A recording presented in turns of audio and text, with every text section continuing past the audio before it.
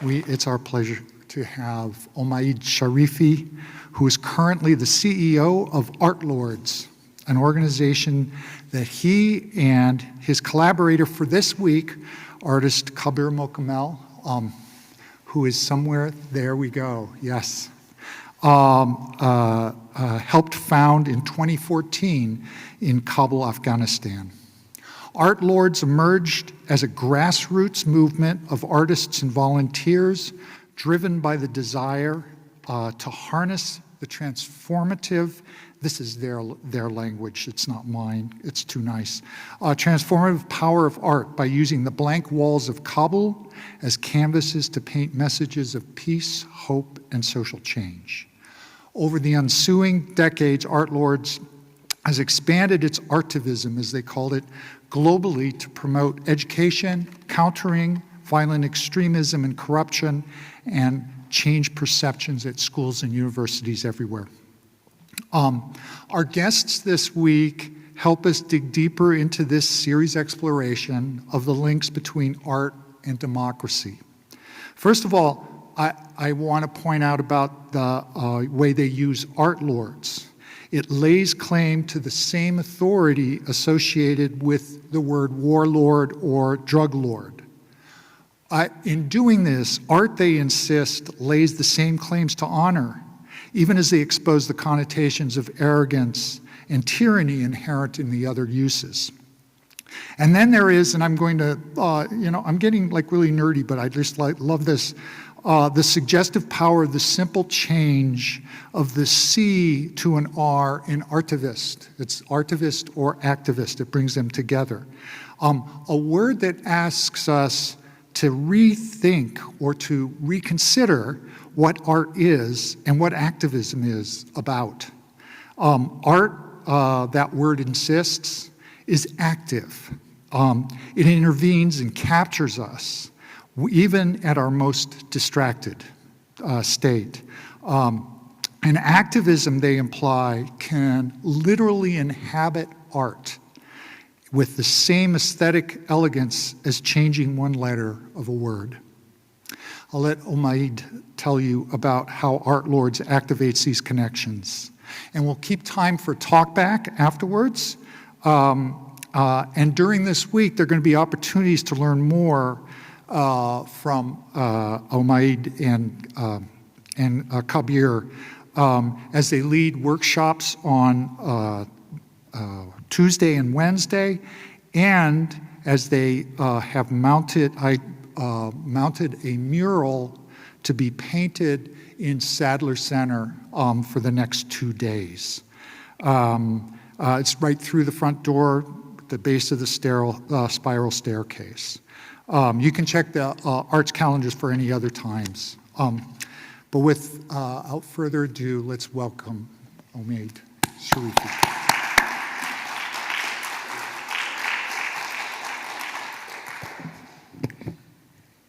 All right, I'll go back and forth. So, good evening. I'm very happy we have a very good small group of people.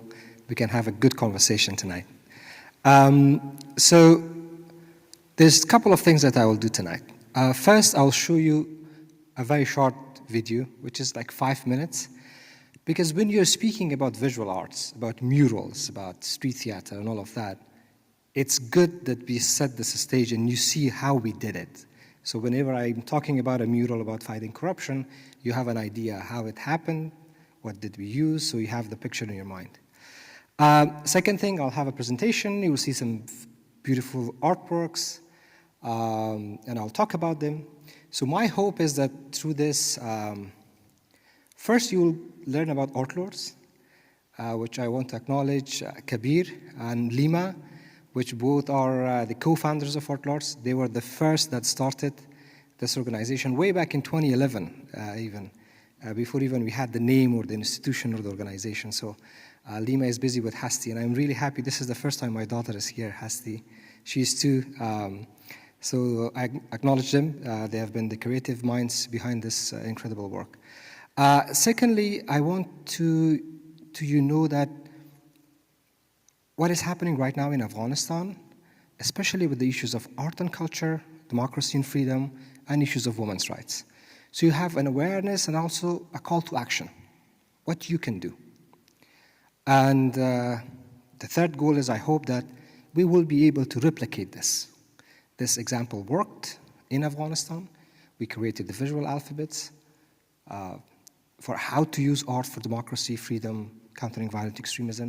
It worked in a country which was in war for 50 years and over.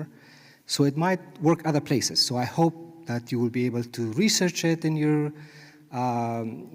research, if you want to teach about it in your classes, encourage your students to engage with it.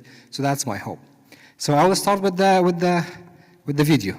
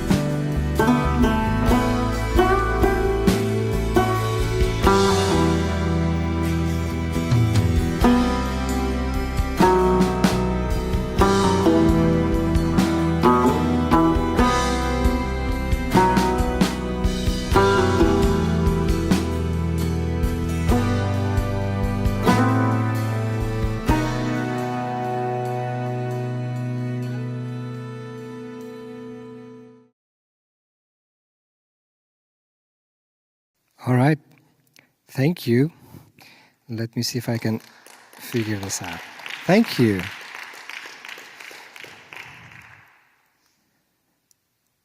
Okay, so the video just gave you an idea of what I was talking about, ArtLords being an organization which was not just about murals, but street theater, music, our first gallery, so many conferences, events where every young person in that country felt safe to come there, to express themselves, a place for empathy, for kindness, for healing. So that encompasses the whole of ArtLords.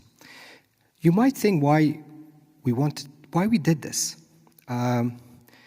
So let me start with the story of us, especially Kabir was barely 18 years old when he had to leave Afghanistan. He was forced to leave his homeland, his motherland. And he always tells me that he misses his mountains. Barely 18, and this is 1989. So the Soviet Union is leaving Afghanistan, and the civil war starts. Almost, there's a lot of war and fighting going on. So he was forced to abandon his dreams in his own country, leave Afghanistan. He goes to Australia, comes back even 20 years back.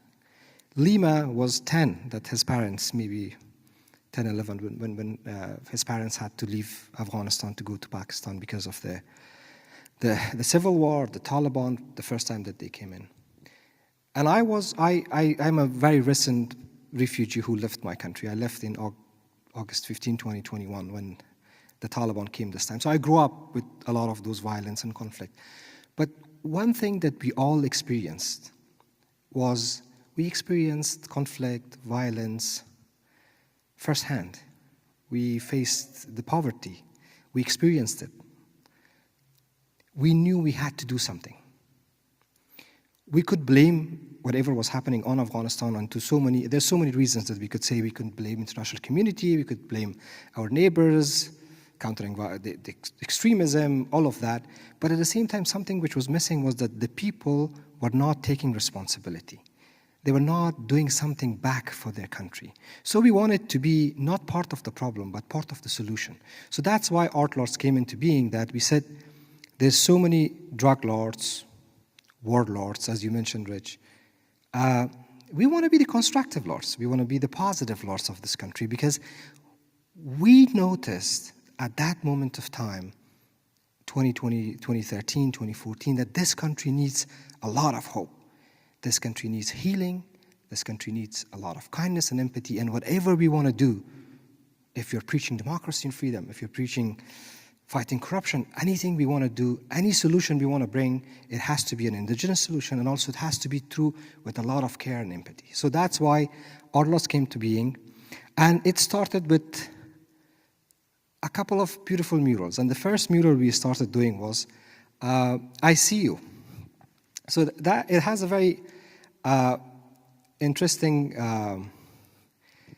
idea behind it, because Kabir and I, Lima, and there was other friends at that time. It is August 2014. August is very warm in Kabul, very hot actually. And then we are painting a mural. It's a pair of eyes and it says, I see you. I see you, I know you're corrupt. God is watching you, because Afghanistan is apparently 99% Muslims, as we claim. And at this time, in the last 3 years, is like Afghanistan is the top most corrupt countries in the corruption perception index. So the question for us ordinary Afghans is that if you're a Muslim, and in Islam it says you shouldn't do corruption, you shouldn't steal money, so then why we are the most corrupt country based on this perception index? So the message says, I see you, I know you're corrupt, God is watching you, and we will take you to justice. So a pair of eyes, first murals, and it goes viral. Why? Because we're painting this mural with my long hair. Kabir used to have long hair, now he doesn't. And it has a protest, you should ask him why he doesn't have a long hair. So Lima is there, we are painting, girls and boys, having fun, and then people come in to us and say, speak in English. And we are like, we speak back in Pashto and Farsi and tell them, we are Afghans. So this, why I'm saying this, because when a country is in a war for 50 years, and people, the first priority for people is survival, is to find your next meal, the imagination, the people does not think that something maybe inspiring as that, like very simple as that, would come from within the population. They thought some foreigner, for some American, is there to paint a mural for them. As it happens to be that somebody brings a bag of wheat, a USAID logo on it, and stuff like that, they thought this is also something to do with that. But then we will speak back in Farsi and in Pashto, and then they will say, oh, you're Afghan. Yes, we are Afghan. We are as much Afghan as you are. And then I would always brag and say, I grew up in this country, born, raised, educated. I was always here. And then we will start a conversation. This is the important point that I want to highlight. This platform was important because the moment they opened up to have a conversation, that is the moment that we thought we have an opportunity to open up their minds, put a seed in their minds that they should ask questions. Because in our education system, we are not taught critical thinking. I go to the mosque when I'm like 5, 6 years old, primary school, middle school, high school, religion, society always stops you from asking questions. What we wanted to do was encourage these people to ask questions. Okay, we want democracy. Why we want democracy for Afghanistan? What type of democracy? What type of freedom? Is this the so-called democracy which is preached so many times that now everybody hates it, or the traditional ways that we had? And questions like that. So promoting critical thinking through these murals and that platform was very important. And then the next important thing, we gave them a brush and we invited them to paint. As you saw, anybody was welcome. Any gender, any age, any political affiliation, doesn't matter. You come in, you get a brush, and you start painting. So 2,200 murals, 10 years, every mural, 50 to 200 people. From a boy who was washing cars on the street, 12 years old, which I resonate well because I started working when I was 12 years old, to the president of the country. Foreign ministers who would visit Afghanistan would come and paint with us. So it became a symbol of resilience, which I really don't like it, and Lima should talk about resilience as well. A symbol of resistance, a symbol of healing and empathy in Afghanistan. And I have to mention that there's some text. It started as volunteer-based. For the first 2 years, everything was paid from our salaries. We would work in different organizations, and then we would pay some money for paint and brushes and all of that. And I remember we were financed by Lima for a good 2 years at the beginning because she had the highest salary than any of us at that time. So we had a lot of volunteers. We would be painting on the streets, and everybody would take responsibility. So somebody will bring a projector, laptop, food, drinks. Even this is the Ramadan, and we started when it was Ramadan in August in 2014. So people would bring us food at 5 p.m. to break our fast on the streets. So that was a lot of fun, and everybody saw themselves in the whole process. This is the mural I talked about, the anti-corruption one, ICU. And also, I want to talk a little bit about this mural as well, because I don't know if my Afghan friends all of them will know this, and I'm glad there's 3 female Afghans who are recent refugees from Afghanistan are here as well. So this is a mural at the presidential palace of Afghanistan. So it's worth mentioning that all the murals were in a very prominent locations. So the presidential palace, the spy agency, the ministry of it, and these are highly security, very secure spaces. And before I forget, if you look at this mural, you see these walls. They call it blast walls. So these blast walls, it has an interesting story as well. So the security industry in Afghanistan was gaining a lot of momentum. Everybody wanted to protect themselves. If you're a member of parliament, if you're rich and powerful, if you're the US Embassy in Afghanistan, you would protect yourself against explosions. So what we would do is you would get these walls. These are 8-meter tall, concrete and steel. And you would block any road that you want. Imagine this Jamestown Street right in front of William and Mary is blocked. So for us, when we were driving out of our home, we would drive these roads, and it's exactly like a prison. Both sides of the road, high walls. And for us, we wanted to reclaim back that space. So part of the painting that we all did was also to reclaim back this space, because this is my space. This is the place I rode my bicycle. This is the place I played football, soccer, and we wanted to get back that as well. So this mural is interesting because the policy in the United States changed, and in 2020, the US government at that time decided to sign a deal with the Taliban. So this guy, I'm sure you have heard President Trump call him Abdul. So Abdul, this is Abdul. And this guy is Ambassador Zalmay Khalilzad, which was the representative for President Biden with the talks with the Taliban.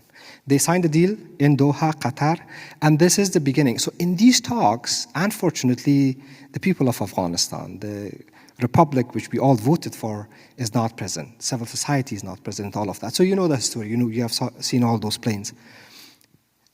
We painted a mural of this, and I say, we see you. You're absent from this. We know what you're doing. And then the predictions were right. 4 years later, 1 year later, after this was signed, Taliban took over, and the first thing Taliban did, they destroyed this mural. So Taliban are in town. It's, I think, first week of September. I had just managed to get on a plane. Kabir and I, we were the last people on those planes that we left. Lima was organizing a lot of evacuations from Virginia. So we were one of those planes. The moment I arrived in a refugee camp in Abu Dhabi, I get the news that the Taliban are in town. The first thing they're doing, they have a list, and they're removing all the murals, and they started it with this mural. So, and funny thing, one time somebody told me that Ambassador Khalilzad wants a painting of this mural on a canvas to be sent to him. I don't know why. You might be very proud of it. So, some of the other murals that I want to make sure you see, these are like shifting paradigms. We wanted to celebrate heroes who are not people with guns and with swords and all of that. We wanted to reintroduce the lost values. We wanted to introduce poets, because Afghanistan is rich with culture and history. Somebody once told me, if you dig 2 meters deep in any part of Afghanistan, you will find a musical instrument. One of the first oil paintings, probably the first oil painting, is still in the caves of Central Highlands of Afghanistan in Bamiyan. The miniature painting originates from Herat, Afghanistan. So art and culture is very rich in that country. So it's not that in the last 50 years, the war and violence has completely changed the perception of people. Nobody, even as Afghans in Afghanistan, we don't have role models who are poets. Like all of you know Rumi Maulana, which is born in Afghanistan.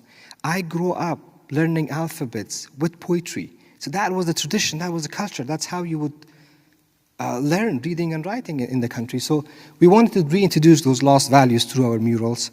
We had different themes, like 70 plus themes that we worked on. This shouldn't be there. And then some of these murals also found their own life. Like this is a mural, it's an actual picture of a Talib soldier, which was taken, I think, in 2001 or 2000 by a French photographer. So Kabir had designed in the picture, taking away his guns. And we had crayons for him. So we painted this mural. But then you see there's a graffiti beside it that says, Talib is the murderer. So people would come and compliment the mural. Now, we hadn't written anything about it, so we let people to think about. But then people will come and write, and then somebody else does something about peace around it. It also took its own life, some of these murals, because it was from the community. What was really important, Rich, was the engagement and the ownership that it gave back to the community. And we realized, all of us, that majority of Afghanistan people, they do not think they have any say in the future of their country. Because the moment we gave them a brush to paint a mural about fighting corruption, they felt so much empowered. They felt that the voice that they have, that voice is heard.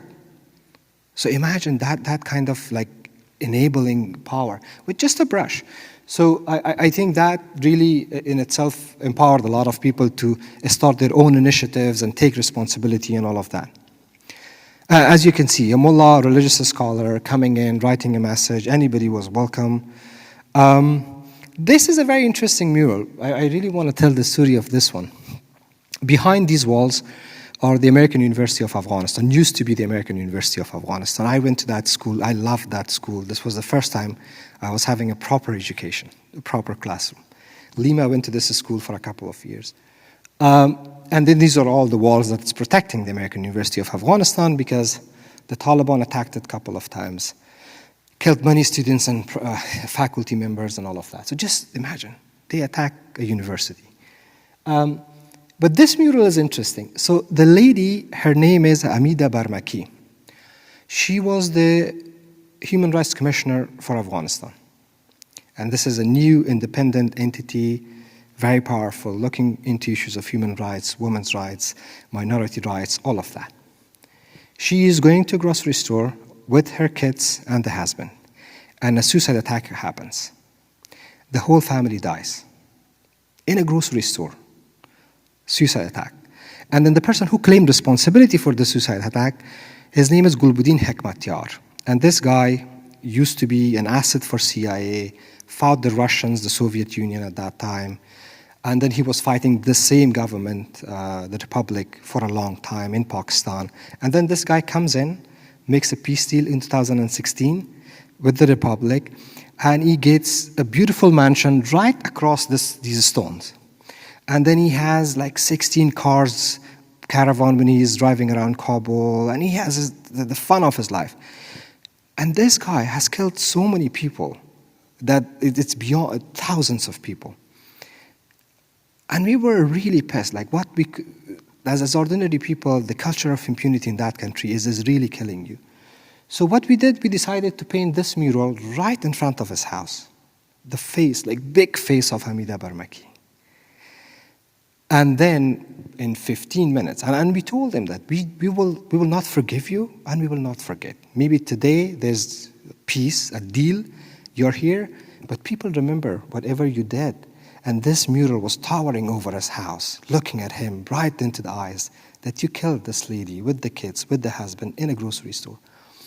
And then, 15 minutes later, they came in, their gunmen, they destroyed the mural, and they were like messages on Facebook that, like my mom was calling me, crying that Hekmatyar is killing you, and I was like, no, he's not, he cannot do anything, but everybody was afraid. So this is the kind of work that we did, thinking we did not have any political backing or anything, just ordinary people, but with the belief that we can contribute back to the society, the belief that we have to encourage parts of the society, people to come and ask questions from all these political people. Either they have killed people, even because of their incompetence, Afghanistan is in a situation like this. We also did a lot of art therapy sessions, because this is very important. In Afghanistan, unfortunately, we do not have a lot of resources if you're going through anxiety, trauma, mental health issues, and we all are going through that, especially in a country like Afghanistan. So we did not have much help. But I think what ArtLords provided was safe spaces that we could go to. This is differently abled kids school that we would go and provide some art therapy classes. We would go to universities, different schools all over the country. And our offices in 7 provinces of Afghanistan were open and safe spaces for art therapy, for healing, painted meditation, and all of that. Yeah, as you can see, so the picture on the left is, I think these both pictures are new. These are post-Taliban, yes. So August 15, 2021, Taliban comes. I'm in Kabul, Kabir is in Kabul. We are painting a mural right on that day. And this mural is about peace, about unity, and we are encouraging people to have empathy and all of that. And then they tell me that Taliban are in city. So I had to walk to my office, and then we had to destroy so many of our sculptures because the sculptures were difficult to hide. I left during the Taliban the first time they were there in 1996 to 2001, so I remember how brutal they were. So we were really afraid and scared. I have 5 beautiful sisters, and we knew what will happen to them if the Taliban comes. So we were really scared of what is happening. So we had to close down our offices, especially in the provinces, and figure out a way to get out at that time. But the work never stopped. So the work of ArtLords continued. We only had our offices closed in Kabul for 15 days, and then it stopped. It continued.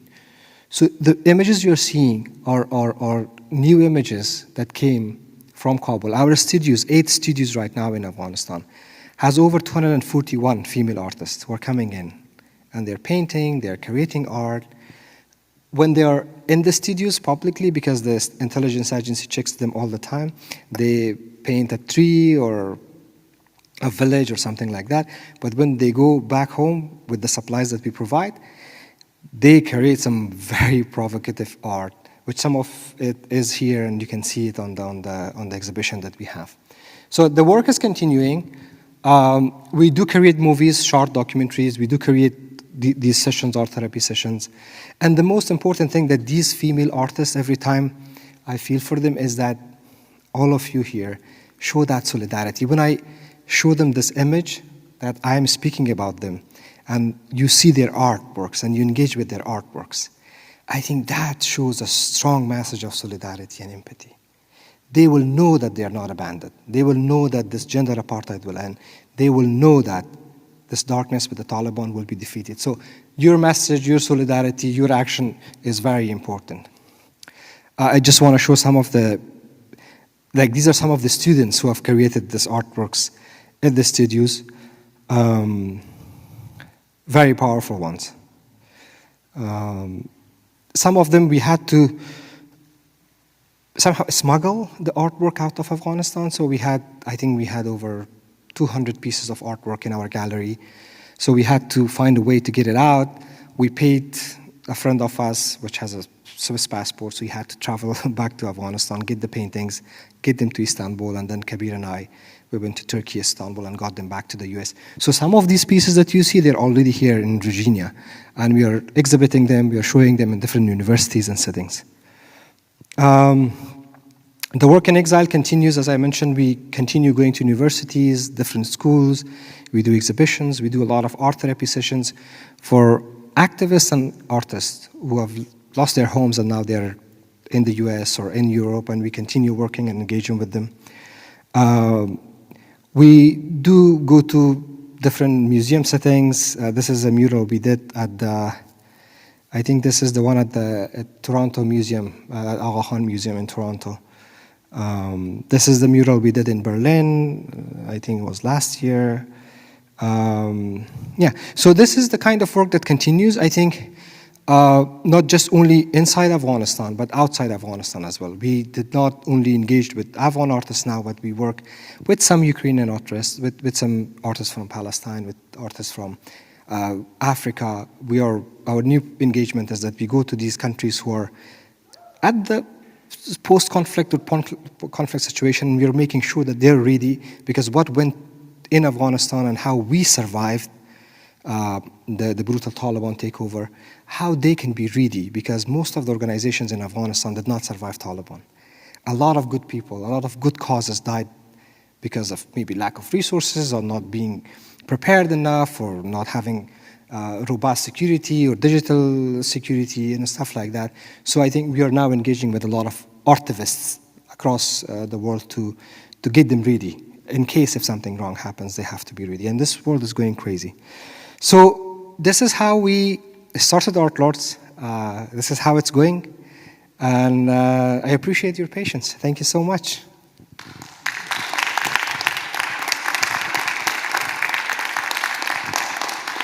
Lima and Kabir, I think you should take the questions. I'll take care of Hasti. So you please.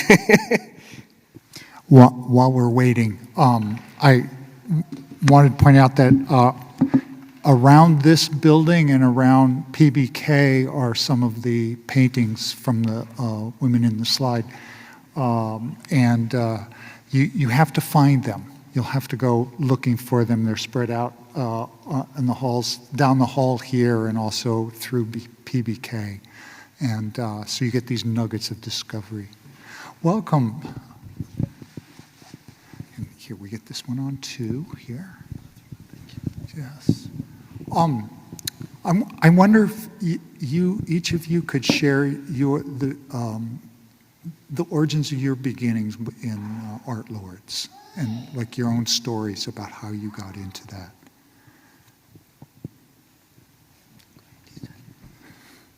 Ladies first.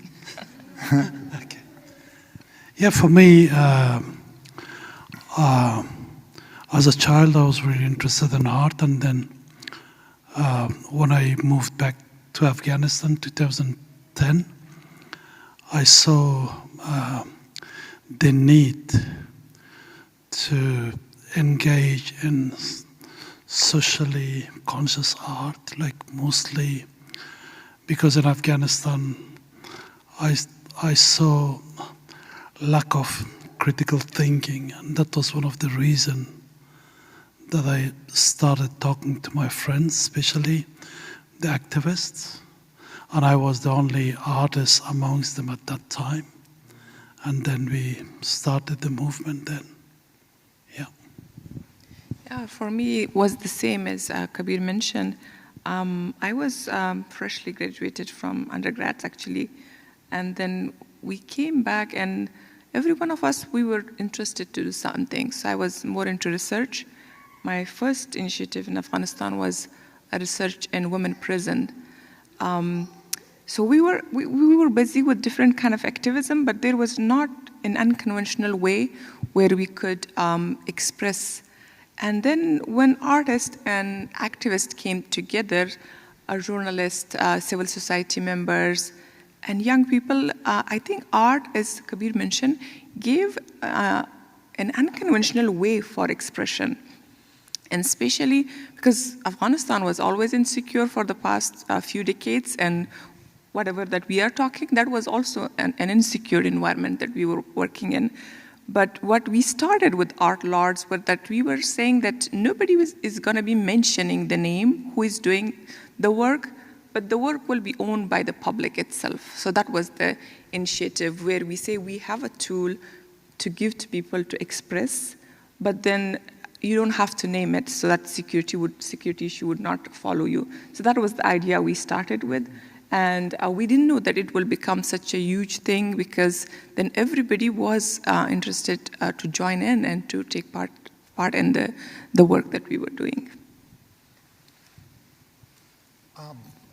I had thoughts about how long did it take to actually finish a mural on the walls, those large ones that we were seeing, and also if there was resistance to those murals. Was there resistance while you were painting? How did you go about doing the murals? The murals, the duration mostly depended on how detailed the work was, and at the same time how big it was. But mostly it took from 4 days to a week. Then we got a lot of other artists, who joined us, and it actually sped up the process. And the process was that we will take an issue, for example, promoting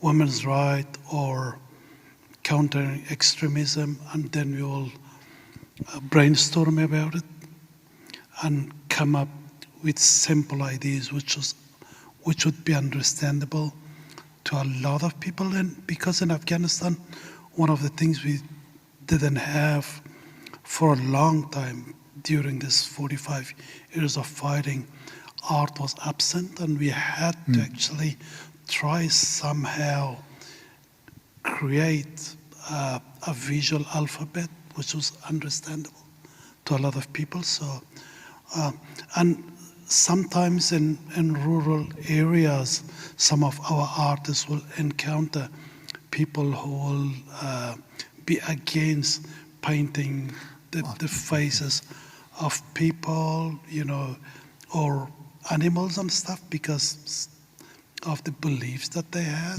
religious beliefs. But we try to actually engage the people themselves into it and talk to them. And it was more a dialogue between our artists and activists and the communities that we were painting with. And we would come to an understanding, Wow, yeah. Yeah. Actually, the first one, we did it like in less than 30 minutes. The first one, because that was an idea that we would actually just go, not inform anyone, and just do a spray art, the first eyes we did. But then if you look into the ArtLords website, you will find out that we were just, like, there were so many people, traffic was jammed.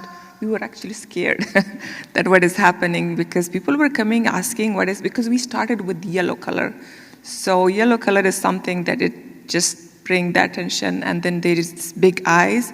So that was the first reaction where we had to, I think I was the only female there, that my friends, all of them, they had to really come around and see so that people would not come closer. So, but then later on, with the experience, we got also a kind of a practice how to do it.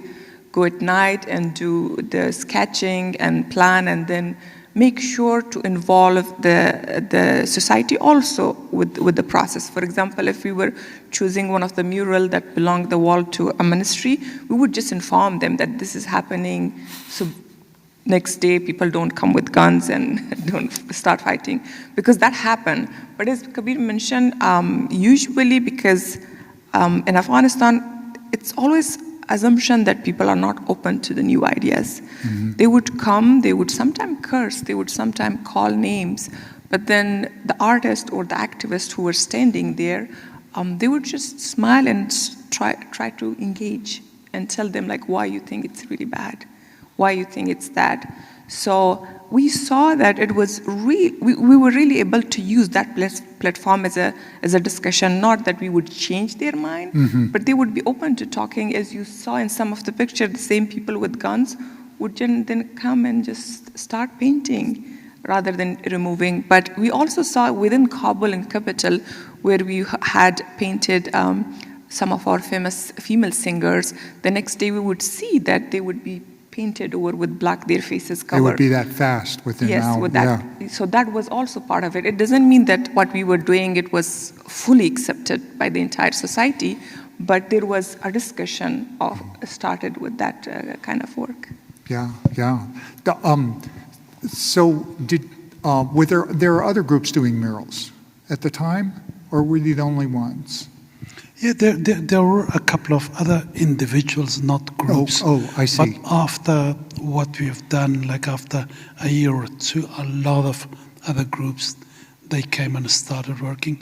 But mostly people who are artists or who are graduating from art school, they used to come and join our group. Yeah. And also what Kabir did, I think, was that he tried to introduce art in a really simple ways. For example, he taught all of us, not artists, friends, that if you have a projector, how you can project and also do the sketching and how the color theory works. So a lot of our group members were not artists. They just learned it. So the goal was to give them a tool. If they want to express, they can really express with the basic knowledge of art. They don't have to be really experienced in that. So a lot of group after ArtLords that came in, they learned techniques. So a lot of our artist students, they would learn and then they would go back and do that for living themselves. Wow, yeah. I'd like to turn this open for questions from the audience. We're staring into lights here. It's hard to see. We have someone here with a microphone that we'd like to put to use at any point. Here we have. Yes, there we go.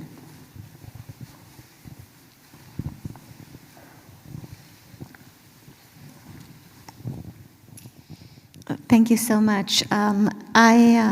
Thank you for sharing this really powerful journey with us. I am a Latin Americanist, and I'm very familiar with some similar projects in the context of dictatorship in Latin America and in post-conflict settings. And I'm wondering whether in your work you are inspired by examples from other parts of the world. And then the other question I have for you is, I noticed that there are some motifs that tend to repeat through several of the murals, like the doves, I think, that appear in several of them, the pencils, the fists, and I just was wondering, and I'm very curious about the wings, the multicolored wings, if you could say something about that imagery. Thank you. Can I start as a person and then as an artist? You could. So in Afghanistan, for the past 5 decades or more, Afghanistan is a multi-ethnic country. So of course the war involves ethnicity, war involves different religion. There is a lot of division that has been created for a long time. So dove is always like peace, and fist, unity. Pen, why? Because for so many decades when there was war, schools were destroyed, teachers were killed. I think 2 or 3 generations was left without education. So pen is something really symbolic, or pencil for us, and guns. So I think symbolically with these symbols that we were working, because gun was something that I was introduced when I was even 5 years old, so I knew how gun looks like. So for us it was because ArtLords did not want to completely introduce something that the society doesn't know already. Why we chose the name ArtLords was that Lord name was really known. So we wanted to play with the perception but make it slowly positive. So all these symbols, according to us, like the wings with different colors, represent different ethnicities, different kind of languages in the country, different kind of needs, and different kind of problems that are there. You will see a lot of female characters in ArtLords murals, because women throughout Afghanistan history has been marginalized, destroyed, and suppressed and oppressed. So these were the symbolism that we just wanted to bring into the face of the people where we were creating art. So that's my explanation of why you could see a lot of repetition of the same symbols. Yeah, as Lema mentioned, so for us it was very important, as I mentioned before. Afghans were, like, for the past 45, 50 years of fighting, there was not much art in that country, and we used to use universal symbols to bring people together and not to create any misconception about that. So that was the easiest things for us to do. As I said before, to create this kind of a visual language, so to move from there. I wanted to follow up on what Sylvie had asked. Were there other artistic practices outside of Afghanistan that you've encountered that feel something like what you're doing with ArtLords? Yeah, the question of if we were inspired by. Yeah. Of course, yeah. I mean, I spend a lot of time like outside of Afghanistan, and I've seen how a mural, especially when you don't expect it, you know, it just hits you. Like when you go to a gallery, you go and you expect to see something. But art in public has a very interesting effect because you don't expect it, and it's just like a surprise. And that really worked in Afghanistan, worked really well. I have my own art practice that I do completely different stuff, but when it comes to art, public art, like I love the work of Banksy. It's so simple and so effective, very poetic. It really inspires me, and a lot of people who started doing public art in Afghanistan, yeah, they were inspired by it. Other questions? Yes. I also wanted to add, especially you're from South America, the work of Diego Rivera and the murals that he did in Mexico. There was one thing that a lot of the mural movements in Latin America was somehow leftist, and the perception, I think, remained there for a while. We were inspired by that, but we also wanted to, and I think in Afghanistan as well, we had some murals which were really from the People's Democratic Party, which were somehow supported by the communist-backed regime in Afghanistan. So what we wanted to do, getting inspiration from those movements, both the murals done in New York and also in Latin America, but also breaking that barrier that, okay, murals are always for the leftist governments and stuff like that. And Kabir mentioned Banksy, so our first works in 2013, 14 is heavily influenced by Banksy, especially the hearts and just the black color and all of that. So it really raised, and there was, I think, a lot of stories that said like Kabul Banksy or Afghan Banksy, something like that, which were calling this work, somehow relating it to the work of Banksy as well. And you know, whenever we travel, I think the beauty of art is that everybody, it's so inspirational. You can really learn from somebody, and then they can get it from you. I think for us to create those visual alphabets inspired by the groups all over the world, it really made the difference back in Afghanistan, because we really wanted to make it simple, understandable for the people to understand and to relate to. Thank you. Thank you. And here we have a question down front. Wonderful.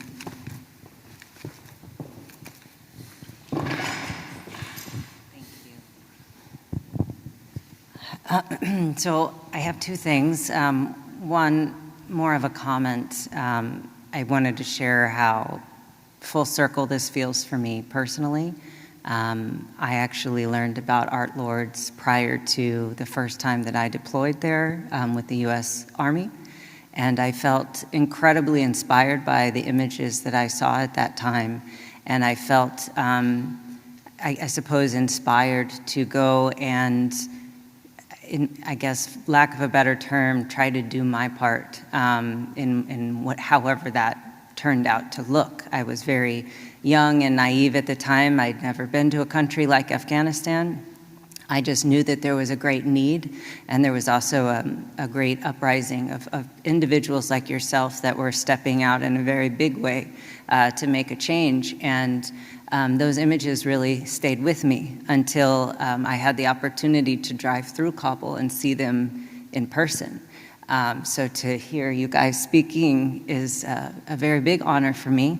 And I suppose my question is, do you currently, or do you see there to be potential for your work to find places in America, especially with a lot of the ongoing conflict with regard to how the political climate is taking shape for the lack of support for our Afghan community in the United States, and the fears of deportation, or the lack of knowledge and support for people who are deserving of their families to be relocated with them. I'm just curious if I might see some of your future efforts in America.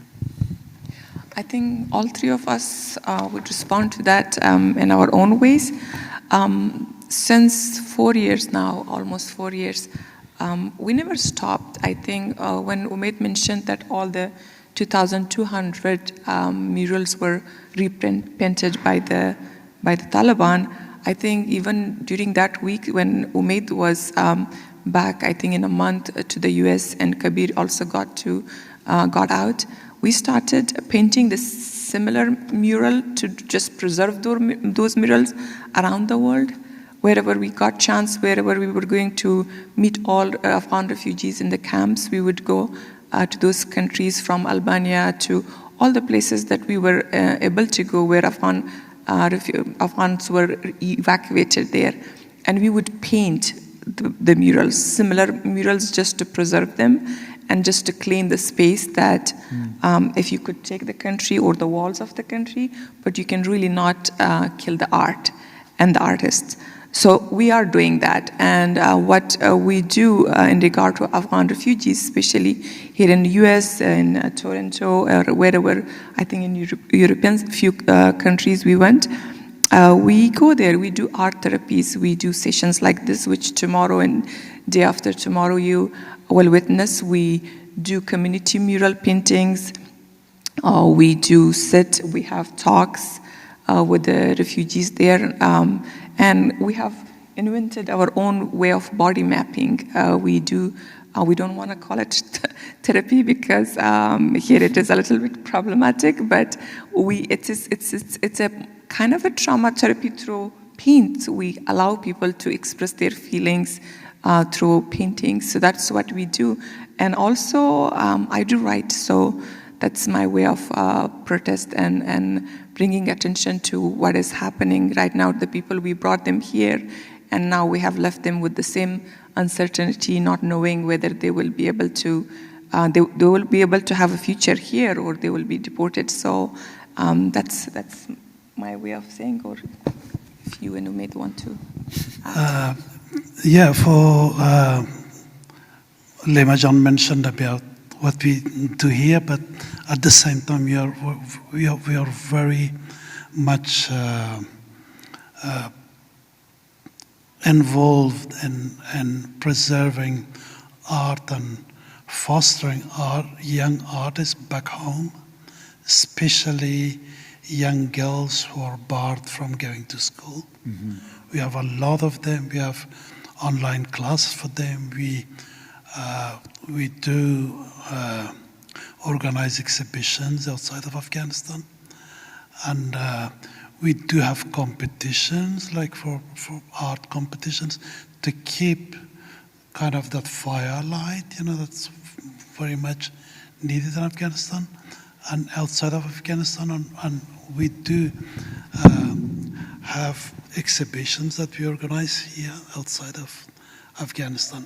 It's very, very important for us to keep the art and culture of Afghanistan alive. Yeah, it's under a lot of stress because the Taliban banned any expression of art. So we take it very seriously, definitely. Just before Omaid add, the goal was that when I came back as a refugee, as Omaid mentioned, I was a kid when I became a refugee. So when we came back in 2001, there was nothing of art and culture that I could hold on to because a lot was destroyed. So this time, we don't know when we will go back, but we don't want to go to that blank page when we last time went there. So that's why the goal is to preserve art through artists. So when we go back, we don't start again with nothing. We start with what we have lost. Thank you, Rich. If I may add a couple of words. First off, thank you for your service. And every time I see someone speaking that they've spent some time in Afghanistan, it really feels amazing. I just want to hug that person. It brings a lot of memories. Honestly, it's very hard for me I did not consciously decide to live outside my country. I had the opportunity to live anywhere I wanted to, but we decided to live in Kabul, contribute back to the country, and we knew we made a difference. We made a huge difference in the lives of the people. So for me, being forced to live outside that, I have a beautiful life here in Virginia, and I'm grateful for it, but it's not home. I miss my mountains. I even lose my way sometimes, all of that. So that memory that you have seen those murals and driven around Kabul city, I'm happy. Second thing, all three of us, we have not taken a day off since August 15, 2021. We have helped so many people. Lima has single-handedly, evacuated over 200 really people who were really at risk of getting either vanished or being imprisoned or even killed by the Taliban. And we also did help get a lot of our artists out. And these are artists who have worked on the US government-funded projects. So some of these murals that you saw were painted, like the walls of US Embassy in Kabul were painted by our murals. We were doing a lot of work in parallel to the US government policy and all of that. So these artists were really known. These were the first people who were labeled as infidels. I've been threatened so many times that they will kill me. In the latest years, I was living in 3 places. I was changing my car every day because the threat was so obvious, and only by association that I'm associated with the Americans. So we supported these artists. We wanted to relocate them. And this country honestly promised that they will. And these are very good people, educated artists, amazing humans. And now this new thing happens. And honestly speaking, I'm so anxious. We are so anxious. I have so many big projects happening. I'm afraid if I go out, will they let me back in or not? Everybody tells me not to travel. My mom calls me every single day, son, don't travel. And we have 126 people who waited over 4 years, almost 4 years, in Pakistan, in Iran, in Turkey, and they were vetted for 3 years. Even some of them had tickets. They don't know anything else, but they have uprooted their lives, that they're coming to a new country and starting their lives. And now I don't know what to tell them, because every day I get a message and they're on the mental breakdown. Some of them might kill themselves. So it's a very difficult situation. I don't want to be very political because I'm afraid as well something might happen. But I think for all of us, what I wish is a bit of courage. For all the Americans, this is a great country. And we approach this with a lot of kindness and courage and patience. I hope this passes.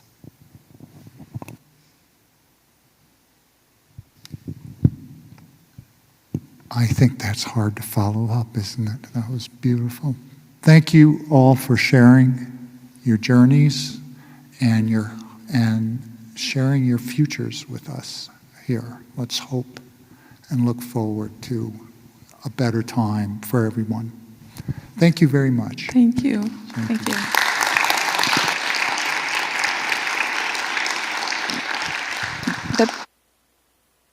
That you would see, it's all by female young artists, and if you have question about them, I can personally talk to you. Most of them 21, 19 years old artists, and most of these pieces were done after the Taliban took over the country, so please go and watch them. Thank you.